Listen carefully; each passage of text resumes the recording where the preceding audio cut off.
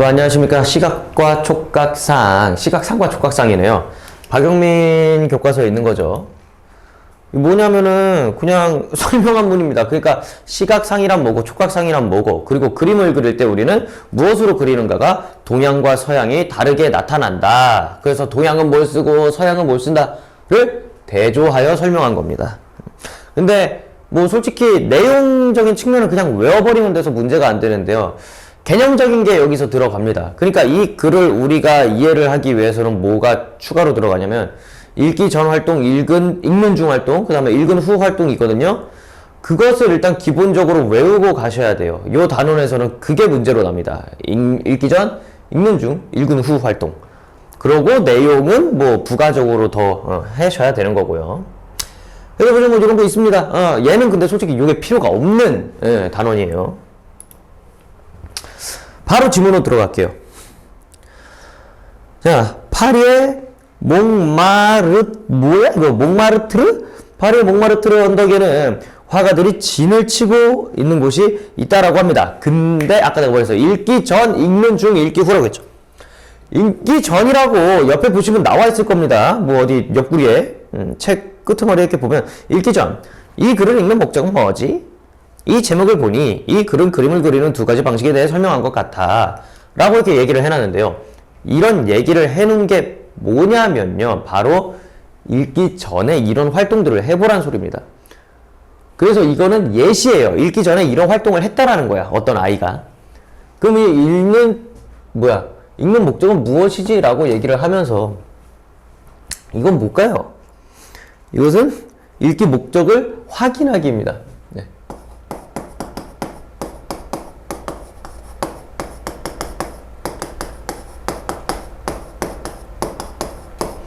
읽는 목적을 확인하기예요. 그 다음에 제목을 보니 뭐 어쩌고저쩌고 한 것 같아. 제목 보고 내용 예측하는 겁니다.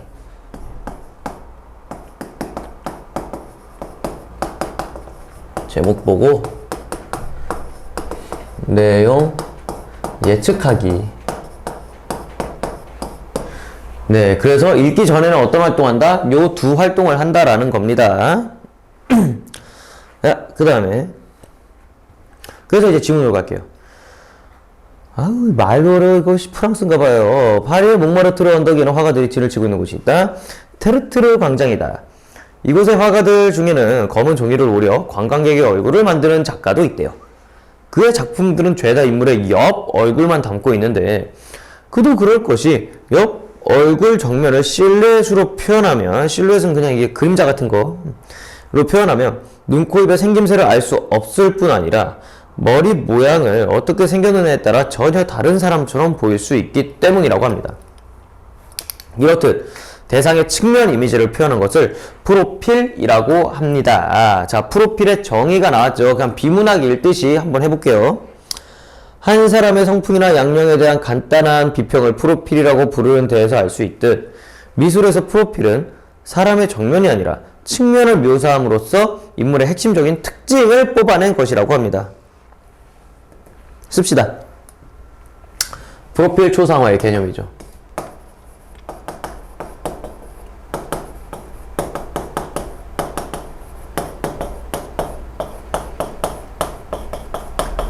프로필 초상화란 이런 겁니다. 목이 왜 이렇게 아플까? 자, 서양에서는 중세 말에서 르네상스 무렵 이런 프로필 초상화가 많이 그려졌다라고 합니다. 자, 재밌는 사실은 우리나라를 비롯한 동양에서는 프로필 초상화가 거의 발달하지 않았다는 것이 특징입니다. 그러면 즉 이 프로필 초상화는 어디서만? 서양에서.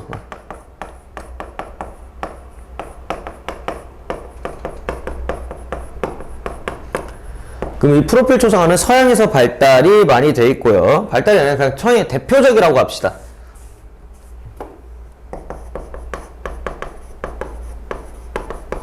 서양에서 대표적이고요. 그 다음에 동양, 특히 중국에서는 오히려 정면상이 대상의 인품과 특징을 압축적으로 전해주는 대표적인 초상 관례였다라고 합니다. 그래서 정면상이 뭐다? 동양의 대표적.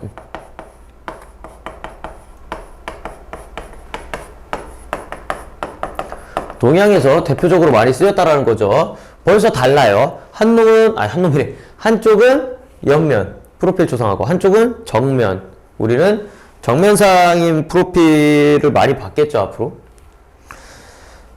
앞으로가 아니라 지금까지. 자, 네, 초상 갈렸대요. 서양에서도 정면상이 그려지지 않은 것은 아니지만 빈도로 보면 중국이랑 한참 떨어진다라고 합니다. 자, 그래서 이거 괄호를 쳐야 되는데 어디부터일까요? 네, 저 앞에 부분부터예요. 서양에서는 중세 말에서 르네상스 무렵 여기 찾으시고요. 하나, 둘, 셋, 넷, 좀 높이 올라가야 돼. 한 4줄 전으로 가셔야 돼요. 거기서부터 중국보다 한참 떨어진다. 자, 이 부분 뭘 뜻하냐면요. 이 부분이 동서양 초상화 차이를 그냥 단적으로 얘기를 해준 겁니다. 동서양 초상화의 차이.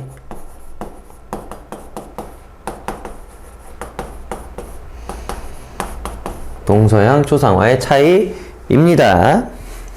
넘어가 볼게요. 넘어가니까 또 이제 읽는 중이 나오죠. 자, 읽기 중은 끝났습니다. 읽기 중? 읽기 전. 읽기 전은 끝났어요. 그럼 뭐가 남았죠? 이제 읽는 중이 쭈르륵 나올 텐데, 자, 읽는 중 전략 중에 하나가 있습니다. 서양에서는 측면상을 어쩌고 하면서 왜 이런 차이가 나는 걸까? 라고 얘기를 해요. 자, 이건 뭐 한 거냐면요. 질문 생성하기입니다. 즉,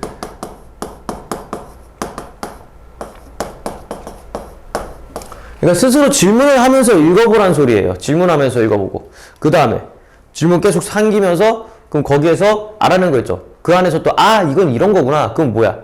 질문의 답을 찾으며 읽기도 되겠죠. 자, 계속 읽어볼게요. 자, 동물들의 이미지를 떠올려보자. 동물들을 그릴 때 앞면과 옆면, 윗면, 가운데 어느 면이 제일 먼저 떠오르는가? 먼저 말을 그려보죠. 말은 일반적으로 옆에서 본 이미지가 가장 먼저 떠오른다. 물고기는 어떤가? 그것도 옆에서 이미지다. 도마뱀도 위에서 본 이미지가 제일 먼저 떠오른 것이다. 왜 그럴까요?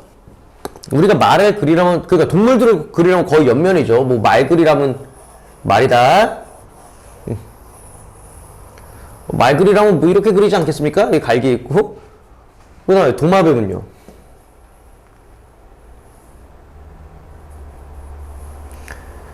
도마뱀은 뭐 이런 식으로 이렇게 그리겠죠.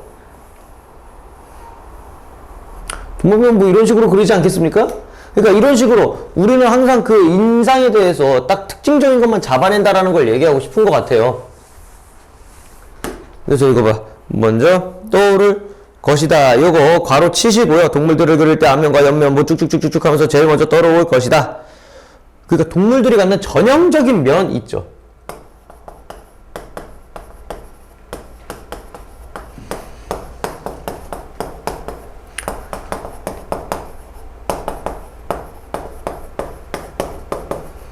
아이고 뭐야? 쇼.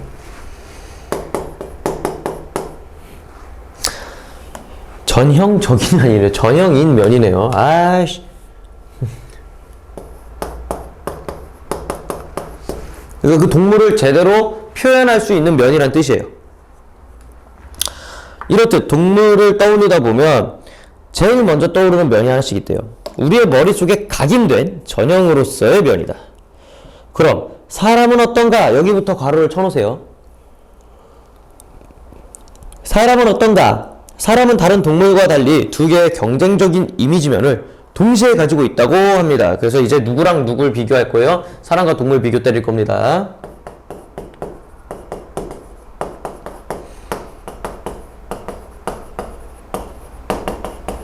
근데 웃긴 게 아직도 시각상이 뭔지 촉각상이 뭔지 알려주지도 않았어요. 개노잼이야. 어쨌든 간에.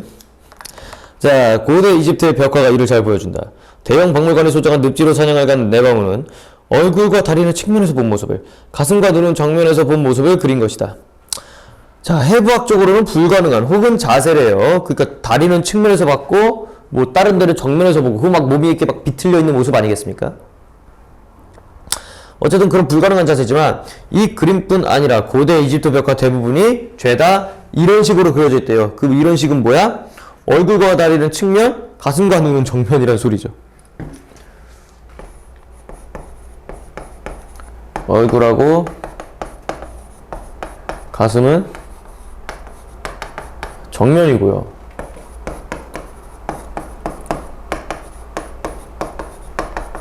다리는 측면. 아니 어떻게 이렇게 그려보냐. 예, 참 신기해요. 뭐 굳이 보이는 대로 그린 게 아닌 것 같죠, 그럼? 차라리 보이는 대로 그렸으면 훨씬 더 나았을 수도 있습니다. 그래서 넘겨볼까요? 자, 넘겨보겠습니다. 그러면서 일단은 쭉 읽고 그 다음에 요거 할게요. 혼자지만 뭐 이런 식으로 그려졌다. 이 혼합형식은 뭐예요? 측면하고 정면 같이 그리는 걸 얘기하는 거죠. 혼합형식으로부터 우리는 인간이 부위에 따라 앞면이 먼저 떠오르기도 하고 옆면이 먼저 떠오르는 존재라는 것을 사실로 확인했대요. 그래서 여기 씁시다. 그러면 인간의 대표적인 면은 앞면, 옆면 두 개라는 거죠.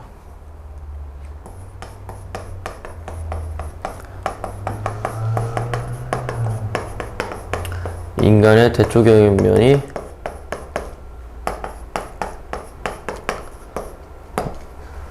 인간의 대표적인 면은 두 가지가 존재한다는 것을 알 수 있습니다. 우리가 네 발로 지상을 돌아다닐 때는 아마도 옆면이 우리의 대표적인 이미지 면이었겠지만 이제 진화를 해 두 발로 걸어다니면서 가슴과 배가 드러나 옆면, 앞면이 동시에 대표적 이미지 면이 된 것이다. 그러니까 이제 우리도 이렇게 옆면으로 이렇게 네 발로 이렇게 기어다니면은 뭐 보이는 게 뭐 얼마 없잖아요. 하지만 이제 두 발로 서는 순간 뭐야? 이제 그릴 게 많아지니까 앞면도 그리고 그 다음에 옆면도 그리고 그냥 이제 두 가지가 다 있단 거예요. 그러면 이제 이거 같은 것도 사람이 두 가지 전형의 면을 가진 이유래요.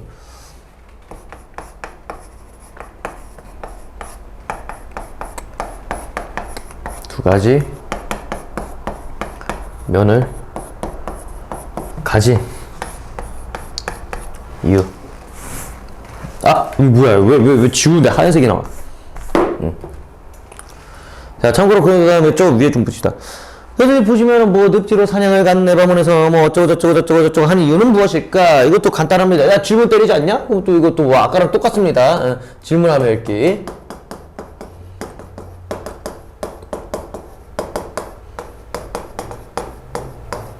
그 다음에 근데 이번엔 뭐예요? 아하 하면서 늪지로 사냥 간 네바몬은 혼합형식의 부여에 따라 먼저 떠오르는 대표적 이미지로 그렇게 된 거구나.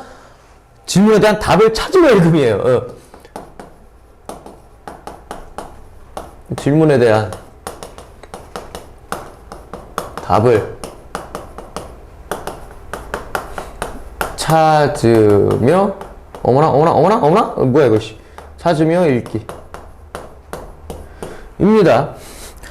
뭐란 말입니까? 지 혼자 북치고 장구치란 소리죠. 질문하고 지 혼자 답 찾고 그러면서 읽으래. 이게 읽기 전략이래.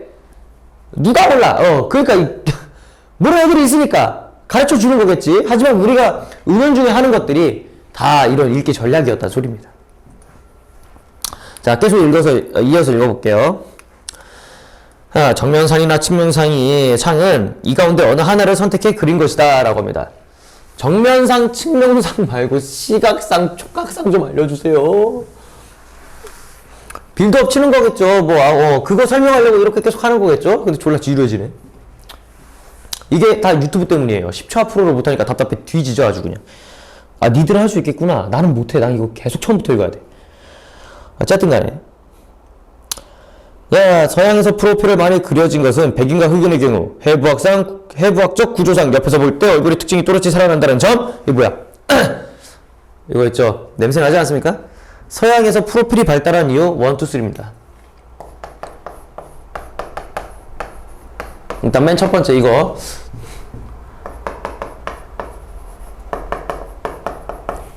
프로필이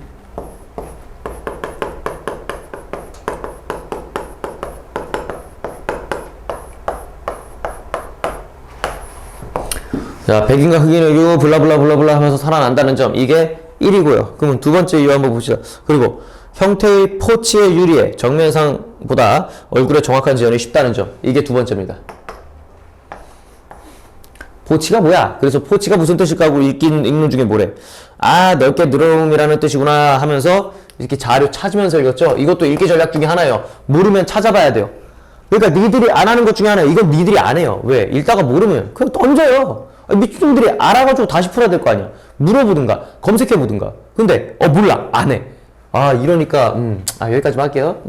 그래서 포치는 자료를 찾으며 읽는 겁니다.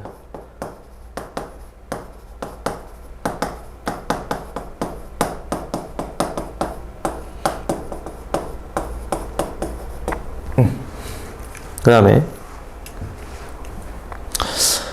고대 로마에서 주화의 황제가 얼굴을 새길 때 항상 측면상을 새긴 전통이 있다는 점. 얘도 이유 3. 별 이상한 이유들로 프로필이 발달했네요. 요거라고 합니다. 자,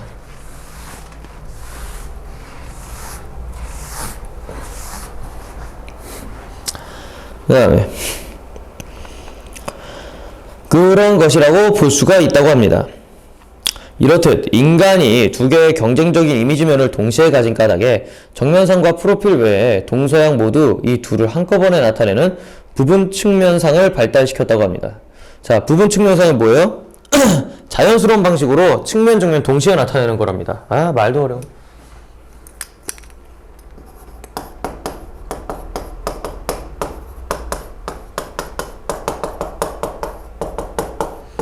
자연스러운 방식으로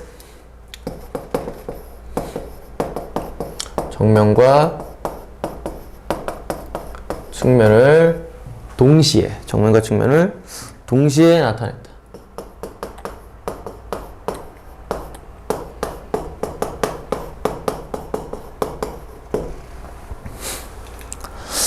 발달시켰다.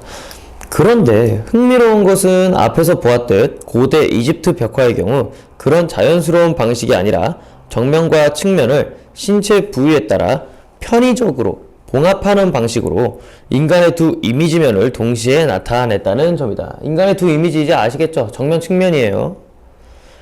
그 이유는 무엇일까? 일단 대부분의 벽화가 무덤 벽화라는 사실을 기억할 필요가 있다고 합니다.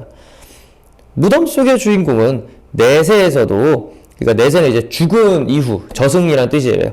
내세에서도 이승과 마찬가지로 산행하고 잔치를 벌이며 살 것이라고 합니다. 근데 이건 누구 생각? 이집트인 생각입니다. 그래서 괄호 치시고 쓰세요. 이거 고대 이집트인들의 영혼 불멸 사상.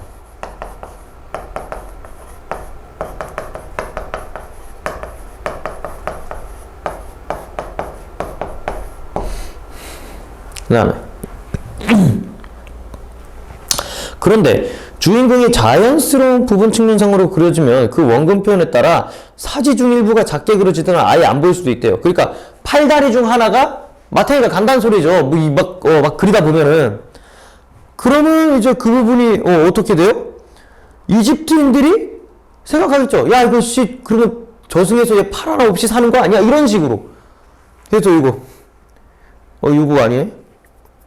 이거 다음까지 이집트인들이 보기에 그런 염려를 준다는 것 자체가 문제였대요. 자칫하면 죽은 사람은 작은 팔을 가지고 혹은 팔다리 가운데 하나 없이 저 세상을 살아야 할 것이다. 얼마나 불편하겠는가. 이 부분. 그래서 고대 이집트인들의 생각이죠.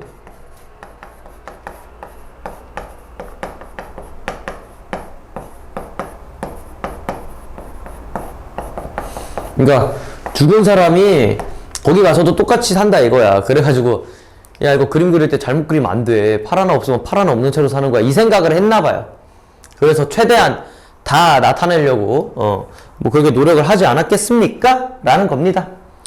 자, 그러면서 이제 읽는 중, 저 위에 있죠. 고대 이집트인들은 영혼 불명 사상을 가지고 있었다고 하던데 이집트 벽화가 바로 그것이구나.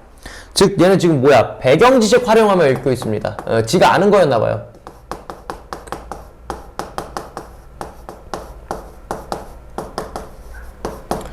배경 지식 활용하여 그렇죠. 알면 써먹어야죠. 요거 다 쓰세요. 아이고 그거다.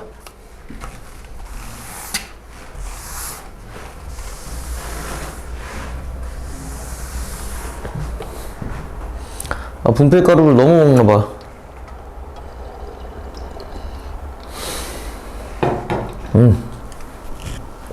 아따 시원하다. 자, 계속 읽겠습니다. 자, 고대 이집트인들에게 넘겨. 고대 이집트인들에게 인체의 일부를 작게 그려놓은 것은 이처럼 원근에 따른 불가피한 시각적 표현이 아니라 실제 크기를 줄여버리는 것으로 느껴졌다. 그리고 그렇게 생각하면 뭐야? 그것은 불균형이고 파괴적. 그러니까 원래 그 원근법 같은 게 가까이 있으면은 뭐야? 가까이 있는 건 크게 보이고 멀리 있으면 멀리 보여야 되죠. 하지만 이집트인들한테 그건 뭐다? 야, 그거 왜 이렇게 작게 그려? 야, 그거 왜 이렇게 크게 그려? 이 사람들은 원근법이란 개념을 아직 몰랐나 봐요. 그래서 자, 이 부분. 고대 이집트인들의 생각이 그림에 반영됐다입니다.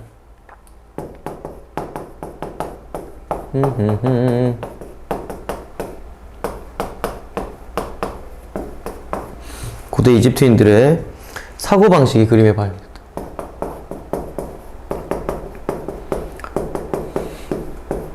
사고방식이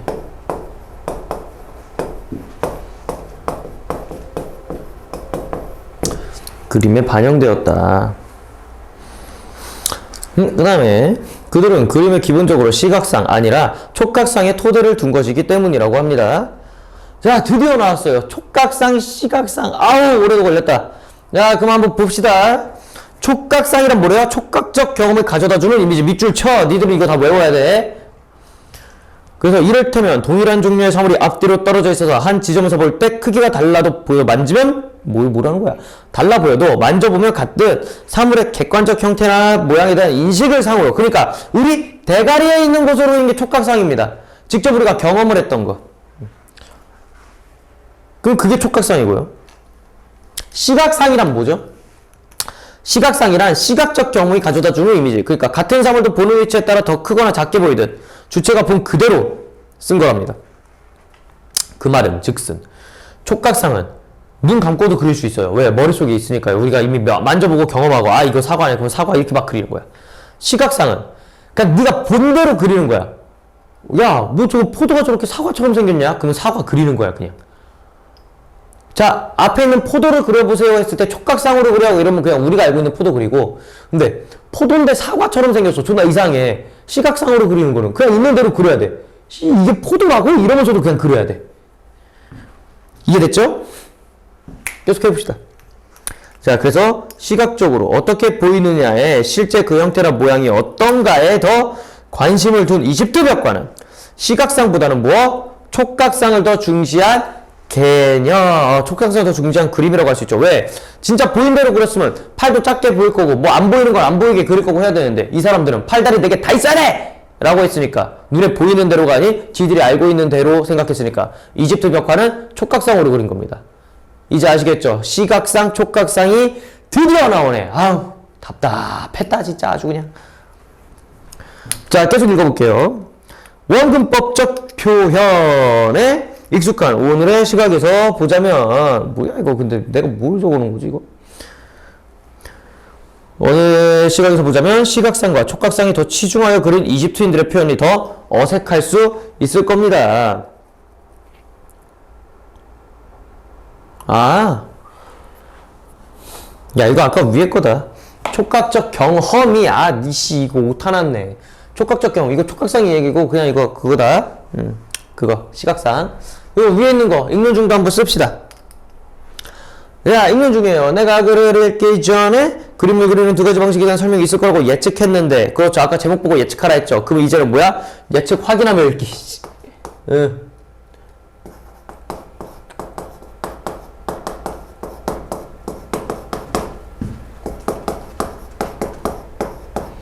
예측한 것 확인. 어머나. 야, 오늘 왜 이렇게 다 글을 못 쓰냐?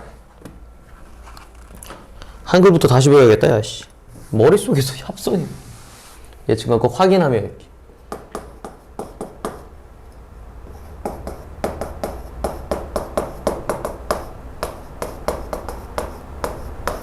그 다음에 촉각상과 시각상은 글을 이해하는 데 중요한 개념이니 적어둬야지. 뭐야? 야, 니들 밑줄 치고 필기하는 이유 뭐야? 이거랑 똑같아.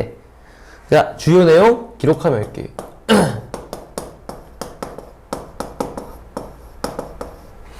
뭐 메모하며 읽기, 뭐 기록하며 읽기 똑같은 말이에요.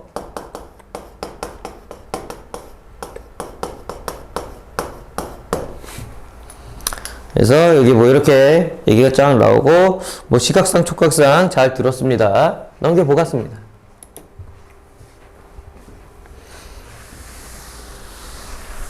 그래서 아까 뭐 시각성 요소 이렇게 나오죠. 그래서 시각적으로 어떻게 그림이냐라고 할 수 있다. 이게 뭐야? 이집트인들 이 부분 찾으세요. 아까 그 원근법적 표현 위에 있는 거일 거예요. 원근법적 표현 전에 있던 건데 이거 뭐냐면은 그냥 이집트 벽화는 촉각상을 중시했다라는 겁니다.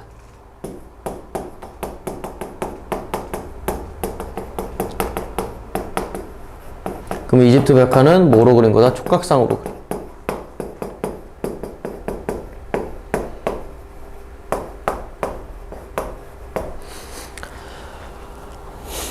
그 다음에 계속 이거 시각상보다 촉각상이 더 어색하게 느껴질 수도 있다. 그렇죠. 이거는 아까 원근법적 표현 다음에 나온 거죠. 그래서 이거 찾아서 밑줄 치시고 이제 왜냐면은 이집트인들 입장에서 시각상으로 보면은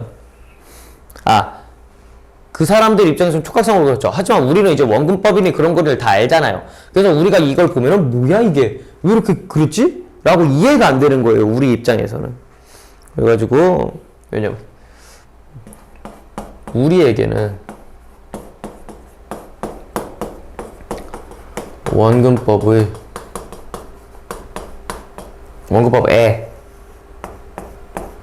위배되기 때문에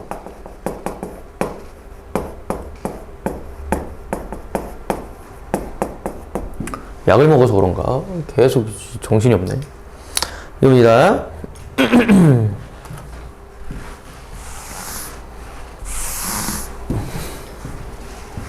쇼크. 그래서 계속 읽어보기 전에 읽는 중 하나 좀 짧게 있죠? 우리나라의 미나를 인터넷에서 좀 더 찾아봐야겠어 라고 하죠. 뭐야? 이거 졸라 웃긴 게 난 이거 자료 찾아보는 거라고 생각하거든요. 근데 교과서에는요 이거 궁금한 점 기록하며 읽기라고 되어 있어요. 이거 학교 선생님 말 믿으세요. 교과서랑 좀 다르게 나와 있어요. 교과서에서는 기록하며 읽으래요. 근데 난 아무리 봐도 이거는 자료 찾아가면서 읽는 거거든요. 궁금한 거 찾아보며 읽기. 아까 얘기했던 거. 교과서상에는 일단은 기록하며 읽으래요. 이거 씨.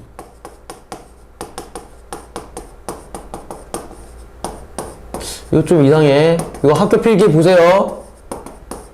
이건 학교 필기 봐. 내 생각에는 이거는 자료 찾아보면서 읽기야. 찾아보자잖아. 근데 이거 교과서 잘못 나온 것 같은데? 이거는 일단은 교과서에 이렇게 써있으니까 난 이렇게 쓸게요. 자 봅시다. 그래서 하지만 일반적으로 사람들은 이미지를 표현할 때 촉각성에 기초한 형태의 예를 강하게 드러냅니다. 원근법적 표현의 훈련을 따로 받지 않았다면 말이죠. 일례로 우리나라 민화의 책거리 그림을 보면 책장이나 탁자의 앞부분과 뒷부분 길이가 같은 경우가 많고요. 건물 그린 그림도 마찬가지입니다. 보이는 대로 그린다면 뒷부분의 길이가 짧게 그려져야 해요. 하지만 그렇게 그리지 않는 경우가 더 많았다고 합니다. 즉 우리나라는 뭐로 그렸어요? 촉각상에 기초했다라는 거죠.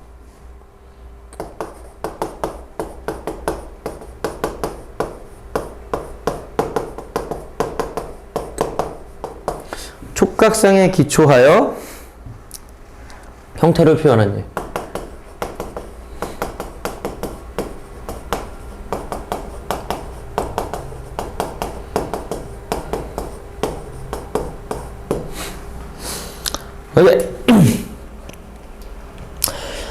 이런 사례는 사람이 사는 곳이면 어디든 쉽게 볼 수 있는 현상이다 라고 하네요. 그래서 이런 사례가 뭡니까? 촉각상으로 표현한 경우예요. 촉각상으로 표현한 경우.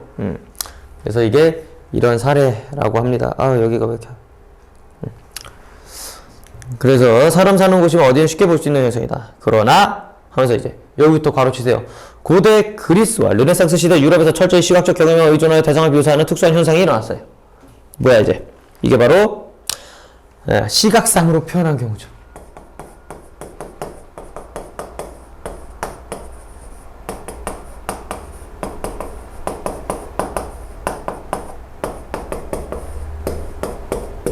시각상으로 표현한 경우.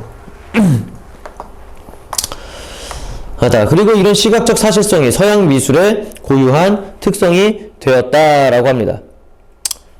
계속 읽어볼게요. 이로부터 우리는 보이는 것을 재현하는 것 이전에 아는 것을 전달하는 것. 자, 이게 바로 시각상.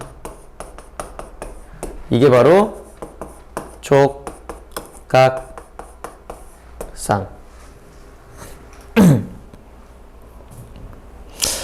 입니다. 대미술의 1차적인 기능이 있음을 알 수 있다. 말이나 글처럼 말이다. 이는 왜 완벽한 시각적 사실성을 표현하는 것이 오직 유럽에서 그것도 특정한 시기에만 발달했으며 왜 하필 그때 했는지 그게 궁금하다고 합니다. 계속 읽게. 발달했으며 나아가 현대에 들어선 추상화 등이 나타나 그 전통마저 무너져 내렸는가에 대한 답이 된다고 합니다. 그 전통마저 무너져 내렸다는 소리는 뭐예요? 왜 이제 시각상 원근법적인 표현을 사용하지 않게 되었냐라고 하는 거죠. 그래서 씁시다. 왜 현대에서는 막 지 맘대로 그리냐 이거야. 피카소 봐봐. 어디 봐서 시각상이야. 야 봐봐. 씁시다 이거. 그래서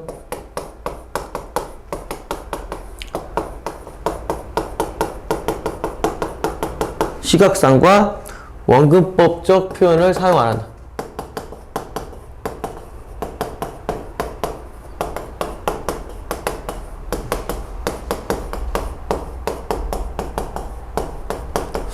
그럼 고로 이게 뭔가 좀 달라졌다라는 거죠. 분명히 르네상스면은 야 16세기 중세예요. 중세. 우리나라 임진왜란 일어날 때 그쯤이라고. 그때만 그러고 왜 지금은 계속 읽어볼게요. 자, 미술의 보다 보편적인 기능은 시각적 사실의 재현이 아니라 세계에 대한 암과 이해, 느낌을 전달하는 데 있다라고 합니다. 이를 시각적 사실성의 의지에 표현하는 것은 그 전달을 위한 수많은 방법 중 하나에 불과한 것이다 라고 합니다. 그래서 시각상으로 무조건 하는 게 맞는 게 아니라는 거죠. 시각상은 그냥 그럼 여러 방법 중 하나야 이 생각이에요. 시각상은 그러니까 시각상은 어디 갔어?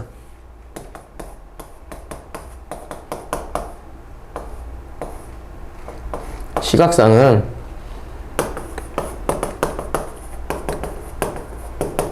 미술 표현 방법 중 하나입니다. 여러 가지 중에 하나라고요. 그 다음에 우르르르 그 다음에 이거 하나만 띡 하고 갈까? 근데 제목에서 보이는 것을 그릴 것이냐 아는 것을 그릴 것이냐 라고 묻고 있는데 이 문제는 세계에 대한 인식과 관련이 있는 것이구나 라고 얘기합니다. 야 읽으면서 뭐 해야 돼? 글을 이해하면서 읽고 있죠? 아니 이거는 근데 기본 아니냐?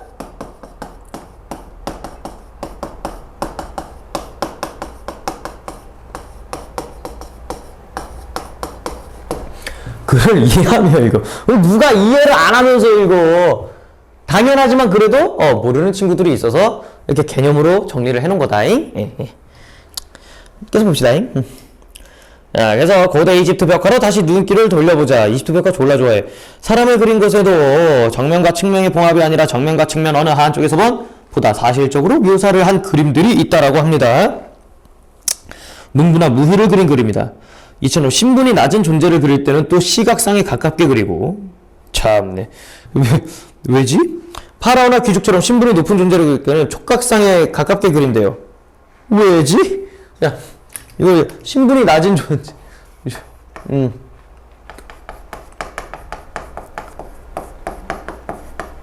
신분이 낮으면 시각상. 이 뭔?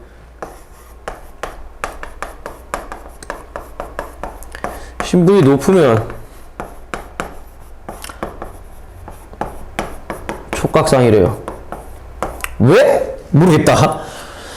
그렇게 형식을 그리는 우리는 이 벽화에 세계의 질서에 대한 이집트인들의 고유 인식이 담겨 있음을 확인할 수가 있다라고 합니다. 별 이상한 것이긴 해요.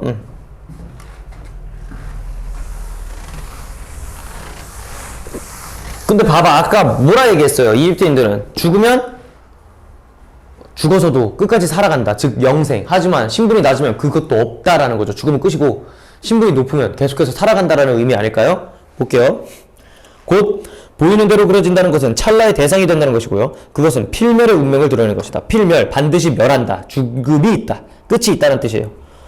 하지만 아는 대로 그려진다는 것은 영원한 질서의 대변자가 되는 것이고 영생을 약속받은 것이다.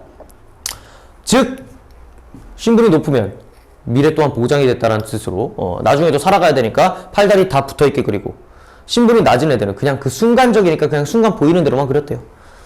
자, 그래서 그림에 표현된 오씨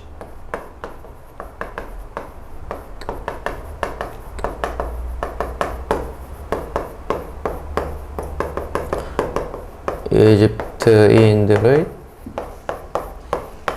인식 촉각상은 시각상에 비해 이런 진리 전달에 보다 유리한 이미지라고 합니다. 왜일까요? 그러니까 이제 촉각상이라는 건요 어떤 개념을 그냥 그대로 우리가 아는 대로 전달하기 위해 그러니까 인식 자체로 전달하기에는 참 좋다라는 거죠. 씁시다 그래서. 왜냐면 시각상은요 진짜 있는 그대로 그렸다가는 우리가 모를 수도 있어요. 아까 그랬잖아. 사과 같은 포도야. 아이씨 이게 포도야? 하면서 사과를 그리고 앉아있는 거야. 그럼 그걸 본 사람들은 야 이게 포도야 사과지? 이렇게 되는 거지. 왜? 난 억울하지 본대로 그린 건데 포도가 사과처럼 생긴 걸 어떻게 해. 하지만 촉각상으로 그리려고 했으면 포도 그 자체를 우리가 전달해 줄 수 있겠죠. 그래서 씁시다. 촉각상이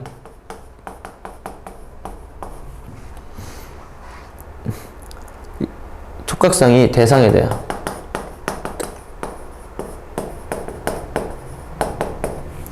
인식을 상으로 나타낸 것.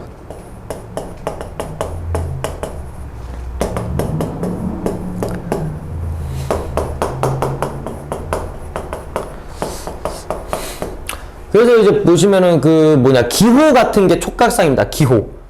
왜냐면 한눈에 보고 바로 알 수 있어야 되잖아요. 그래가지고 이제 남자 화장실, 여자 화장실 같은 거 남자 화장실 딱 보고 왜 촉각상으로 그린 걸까? 눈에 보이는 대로 그린 게 아니에요.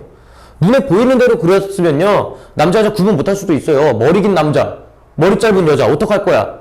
그럼 그거 보고 순간적으로 하고 들어갔다가 이거 깜짝이야 이러면서 털린다니까요. 촉각상은 대상에 대한 인식을 상으로 나타내는 것이기 때문에 직관적이고 바로바로 알 수가 있죠. 촉각상은. 계속 읽을게요. 흔히 미술을 공간 예술이라고 하지만 이렇듯이 미술은 단순한 공간을 시각적 감각에 의지해 파악하고 표현하는 예술이 아니라 공간과 세계에 대한 정체적 이해를 토대로 그 속에서 벌어지는 갖가지 사건들에 대한 우리의 인식 사유를 대안하는 조형 형식의 표현을 예술이라고 한다. 미술의 의의. 안 써. 미술은 이렇대. 미술의 의의. 쓰자 그냥. 그 다음에 예술이 할 수 있다. 끝이에요. 끝일까? 아니야. 읽은 후 두 개 있습니다. 왜 읽기 전 중 했으면은 읽은 후도 있어야죠.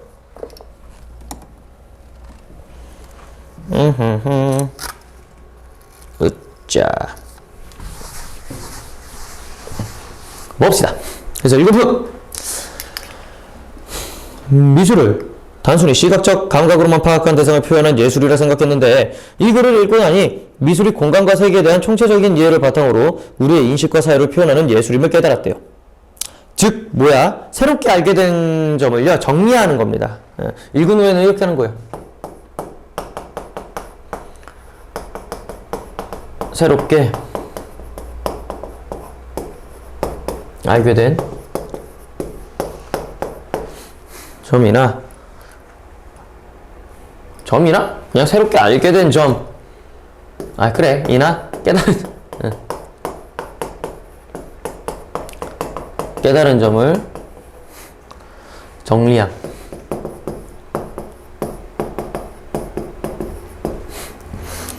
그 다음에 더 읽고 싶은 글에 대한 새로운 독서 계획.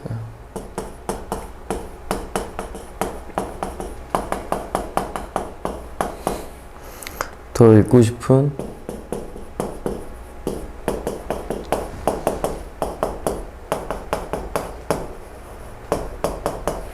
새로운 독서.